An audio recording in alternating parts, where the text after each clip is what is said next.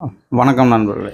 இந்த பதிவில் நம்ம எதை பற்றி பார்க்க போறோம்னா, தருமபுரி கொலை வழக்கு அப்படின்னா முகமது ஆசிக் அப்படிங்கிற ஒரு பையனை வந்து கொலை பண்ணிட்டாங்க அப்படின்ட்டு சொல்லிட்டு, அது நம்ம காதல் திருமணத்துக்கு எதிர்த்து கொலை பண்ணாங்க அப்படின்னு சொல்லிட்டு செய்தியில எல்லாத்துலேயும் வருது.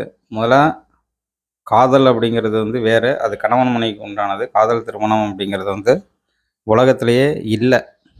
இல்லாத ஒரு விஷயங்கள வந்து இந்த மீடியா உளவியல் ரீதியா என்ன பண்ணுதுன்னா, காதல் திருமணம், காதல் திருமணம்னு சொல்லி சொல்லி மக்கள் மனசுல வந்து பதிய வைக்கிறது.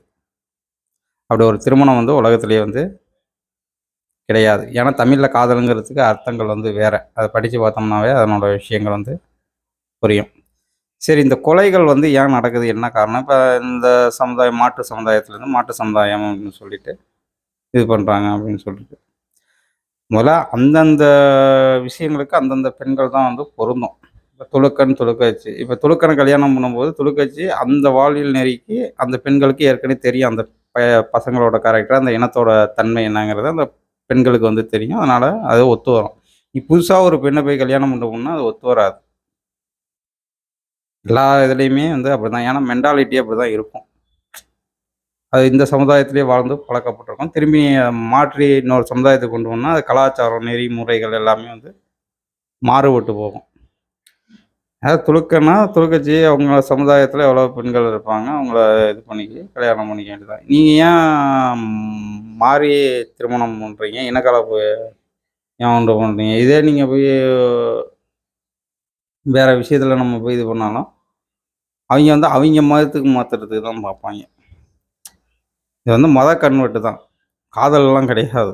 இது வந்து ஒரு வகையான மத கன்வெர்ட் அப்படிம்பாங்க.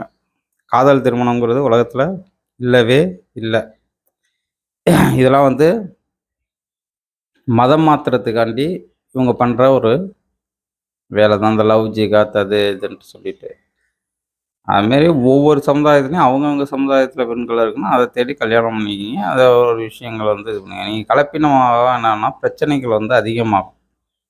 இந்த கலியுகம், கலப்பட யுகம் அப்படிம்பாங்க. கலப்படம்னா உணவு, எல்லா விஷயத்துலயுமே கலப்படம் இருக்கும். நெறி, முறைகள் எல்லாத்துலயுமே வந்து கலப்படமாயி கன்னாபின்னான்னு கிடக்குது. அதனால தான் இது கலியுகம், கலப்பட யுகம் அப்படிம்பாங்க. கலப்பினத்த வந்து தமிழே வந்து ஏத்துக்காது. அத முதல்ல புரிஞ்சுக்கங்க. கலப்பினம் அதாவது வராங்க நெறி சொல்லிக் குடுக்குறதுங்கிறது வந்து வேற. இது இதோட தான் இது அப்படிங்கிறது வந்து வேற. ஆனா ஒரு சில விஷயங்கள வந்து அ தவிர்க்கிறது வந்து நல்லது தான்.